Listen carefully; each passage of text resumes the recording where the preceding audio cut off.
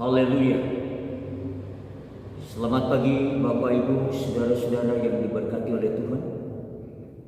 Bersama-sama kita pada pagi hari ini di dalam rumah Tuhan untuk beribadah, memuji dan memuliakan nama Tuhan di dalam minggu sengsara daripada Tuhan Yesus.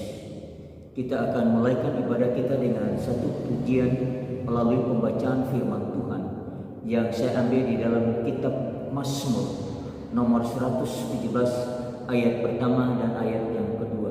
Demikian bunyi firman Tuhan. Pujilah Tuhan hai segala bangsa. Pujilah Tuhan hai segala bangsa. Megahkanlah Dia hai segala suku bangsa. Sebab kasih-Nya hebat atas kita dan kesetiaan Tuhan untuk selama-lamanya. Haleluya. Mari kita tabiskan ibadah ini dengan doa. Hamba tabiskan ibadah kesucian pada pagi hari ini di dalam nama Allah Bapa, Putramu Yesus Kristus dan Roh Kudus. Amin. Bapak Ibu, saudara-saudara yang diberkati oleh Tuhan, mari kita bersama-sama menyanyi nyanyian dari buku Bala Keselamatan nomor 407 ayat yang pertama dan ayat yang kedua.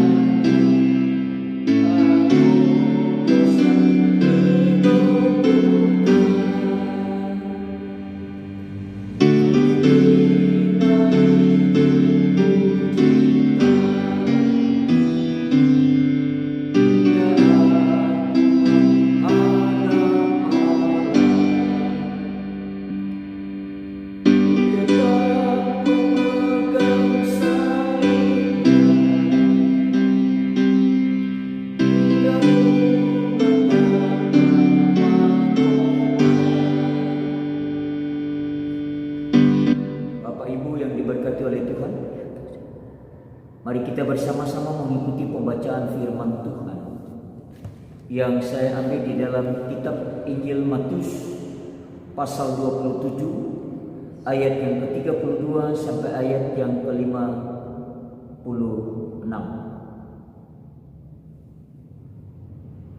Injil Matius pasal 27 ayat yang ke-32 sampai 56. Demikian bunyi firman Tuhan.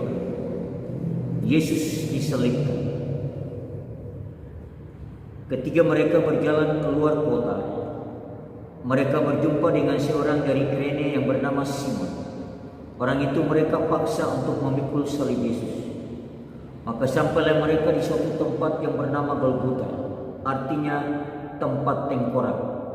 Lalu mereka memberi Dia minum anggur bercampur empedu. Setelah Ia mengecapnya, Ia tidak mau meminumnya. Sesudah menyalibkan Dia, mereka membagi-bagikan pakaiannya dengan membuang pundi Lalu mereka duduk di situ menjaga dia. Dan di atas kepalanya terpasang tulisan yang menyebut alasan mengapa ia dihukum. Inilah Yesus, Raja orang Yahudi. Bersama dengan dia disalibkan dua orang penyamun, seorang di sebelah kanan dan seorang di sebelah kiri.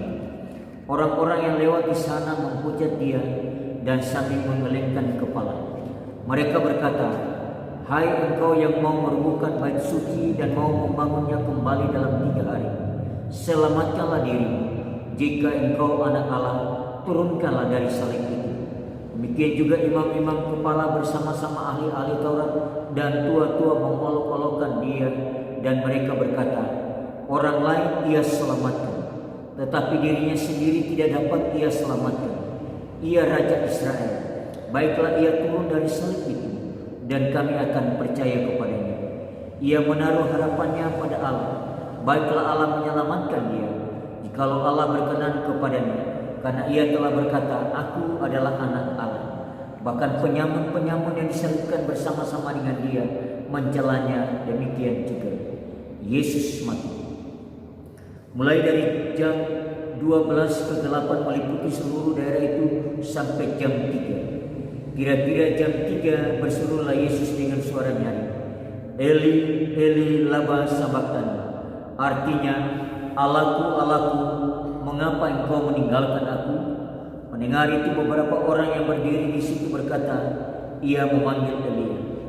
Dan segeralah datang seorang dari mereka. Ia mengambil bunga karam, mencelupkannya ke dalam anggur asam, lalu mencucukkannya pada sebatang bulu dan memberi Yesus minum. Tetapi orang-orang lain berkata, "Jangan, baiklah kita lihat apakah Elia datang untuk menyelamatkan dia." Yesus berseru pula dengan suara nyaring, lalu menyerahkan nyawanya. Dan lihatlah, tabit bait suci terbelah 2 dari atas sampai ke bawah, dan terjadilah gempa bumi dan bukit-bukit terbelah, dan kuburan-kuburan terbuka, dan banyak orang kudus yang telah meninggal bangkit. Dan sesudah kebangkitan Yesus, mereka pun keluar dari kubur, lalu masuk ke kota kudus dan menampakkan diri kepada banyak orang. Kepala pasukan dan prajurit-prajuritnya yang menjaga Yesus menjadi sangat takut ketika mereka melihat gempa bumi dan apa yang telah terjadi, lalu berkata, "Sungguh, ia ini adalah anak Allah." Dan ada di situ banyak perempuan yang melihat dari jauh, yaitu perempuan-perempuan yang mengikuti Yesus dari Galilea untuk melayani dia. Di antara mereka terdapat Maria Magdalena dan Maria ibu Yakobus dan Yusuf dan ibu anak-anak Zebedeus. Tuhan memberkati kita melalui pembacaan firman Tuhan pada pagi hari ini. Bapak, Ibu, saudara-saudara yang diberkati oleh Tuhan, mari kita lanjutkan ibadah kita dengan nyanyian nomor 410.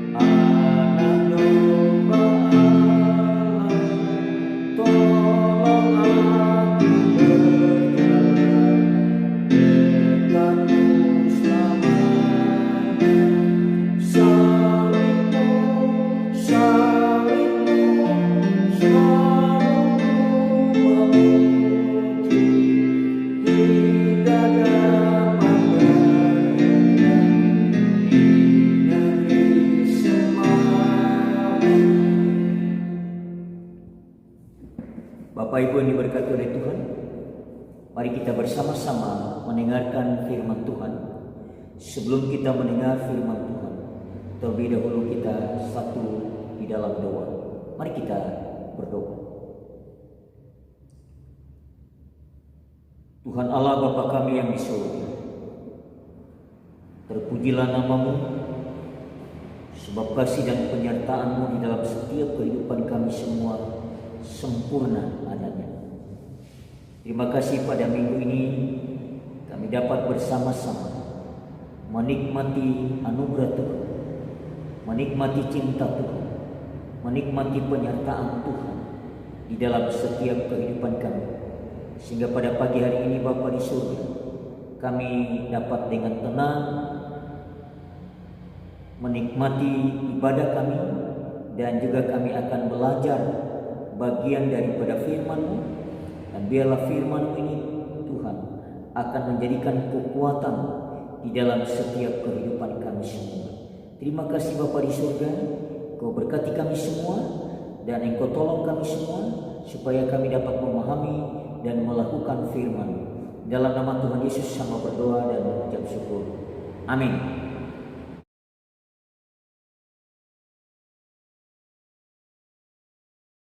Bapak Ibu yang diberkati oleh Tuhan, saya memberi judul firman Tuhan pada pagi hari ini, orang ini adalah orang benar. Yang pertama, kasih sejati ditandai dengan kurban yang mahal. Yang kedua, kematian dalam sudut pandang Kristus. Bapak Ibu, saudara-saudari yang diberkati oleh Tuhan, kematiannya pada salib sebagai kematian yang suci, tiada duanya, hanya terjadi sekali dalam sejarah keselamatan. Kematian Yesus pada salib dilandasi kasih ilahi dan ketulusan untuk menebus dosa dan memperbaharui hidup orang-orang yang percaya kepadanya.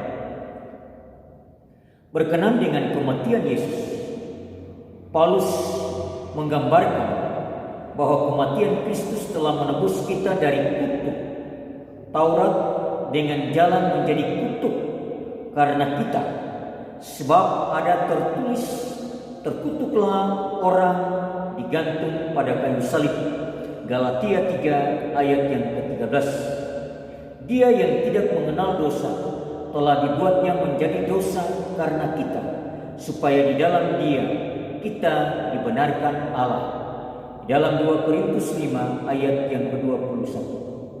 Bapak Ibu, saudara-saudara yang diberkati oleh Tuhan, pada hakikatnya dimensi kematian Yesus Kristus itu dikaitkan dengan kejahatan manusia, dan fakta menunjukkan bahwa kematian Yesus berkenaan dengan konteks penebusan yang berbeda dengan kematian manusia pada umumnya. Keunikan dari kematian Yesus di Golgota adalah berkenaan dengan penebusan orang-orang berdosa supaya diperdamaikan kembali dengan Bapa Sang Pencipta. Salib dipandang sebagai pembayaran harga yang memberi kebebasan bagi hamba dosa. Bapak Ibu, saudara-saudara yang diberkati oleh Tuhan, keselamatan kita sudah lunas dibayar Yesus Kristus pada salibnya. Kita menikmati kebebasan sejati hanya melalui kematian dan kebangkitan Tuhan kita Yesus Kristus. Hal ini digambarkan bahwa Yesus Kristus yang tidak ada dosa akan menyelamatkan orang-orang yang berdosa dengan mengalirkan darah pengorbanan di atas salib sebagai anak domba penebusan. Hanya jasa salib Yesus Kristus sajalah yang dapat menyelesaikan dosa dan penderitaan manusia. Orang yang berdosa harus menerima kebenaran Kristus melalui darah di atas kayu salib yang berharga. Salib menjelaskan dosa dan kebenaran serta kasih. Kristus yang disalibkan itulah yang pada akhirnya menarik semua orang kepadanya. Salib bukan hanya lambang universal dari kekristenan. Salib adalah amanat universal yang tidak dapat disangsikan. Bapak, Ibu, Saudara yang diberkati oleh Tuhan, salib adalah pokok dari Injil atau firman yang hidup dan kuat dan lebih tajam daripada pedang bermata dua. Sebab tidak ada yang dapat menimbulkan kesadaran akan dosa seperti salib. Salib Kristus adalah lampu sorot Allah. Ia memperlihatkan kasih Allah dan dosa manusia.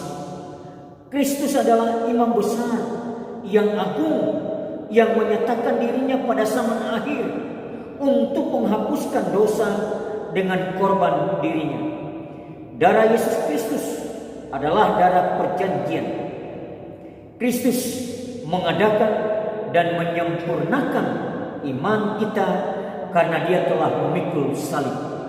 Bapak, Ibu yang diberkati oleh Tuhan, melalui salib Yesus Kristus merupakan pendamaian untuk segala dosa kita, dan bukan untuk dosa kita saja, tetapi juga dosa seluruh dunia.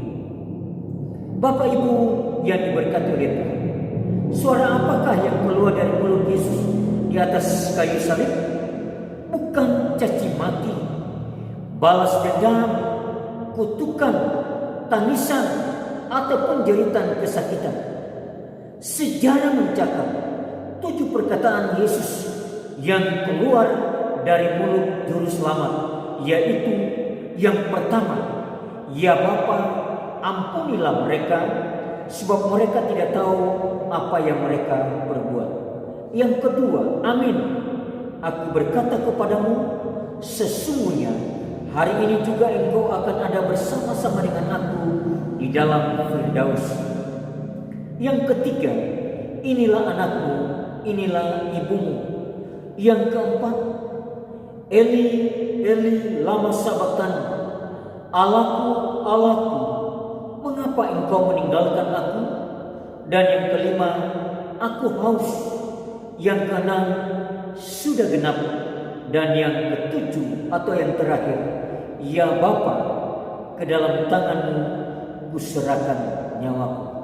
Bapak, Ibu yang diberkati oleh Tuhan, inilah bagian firman Tuhan yang menjadi pokok kekuatan kita, pokok di mana kita menyadari bahwa melalui penyaliban Yesus Kristus, saudara dan saya mengalami penebusan itu. Kiranya firman Tuhan ini akan menjadikan kita lebih semangat lagi, lebih kuat lagi sepanjang menjalani kehidupan ini.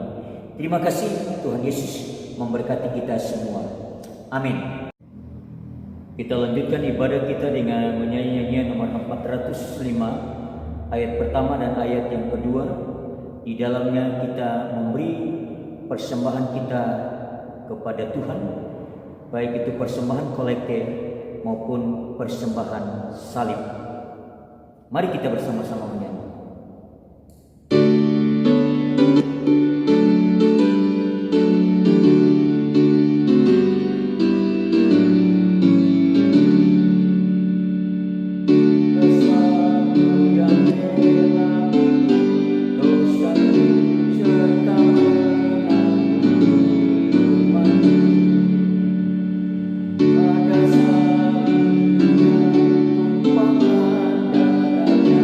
Ada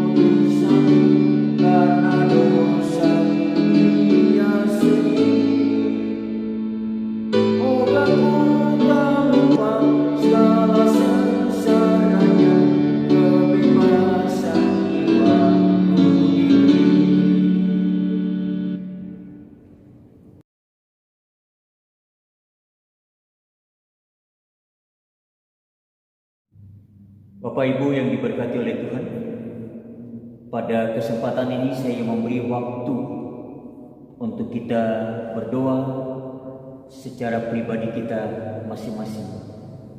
Sementara Bapak Ibu, saudara-saudara berdoa, saya menyanyikan nyanyian nomor 407 bagian kornya.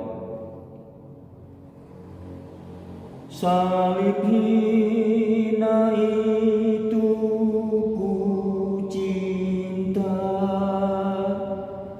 hingga aku menghadap Allah. Ku tetap memegang salibnya hingga ku mendapat mahkota. Salib hina itu ku cinta hingga aku menghadap Allah. Ku tetap memegang salibnya hingga ku mendapat mahkota. Bapak Ibu yang diberkati oleh Tuhan, saya undang kita bangkit berdiri, kita akhiri ibadah kita dengan doa dan doa berkat. Mari kita berdoa.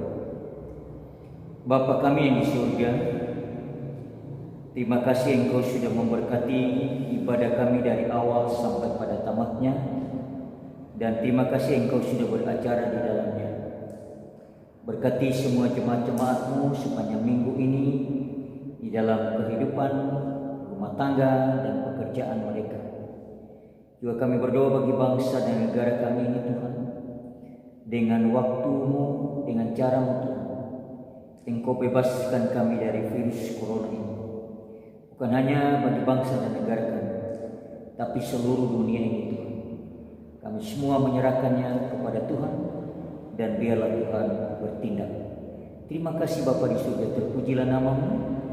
Inilah doa kami di dalam nama Tuhan Yesus.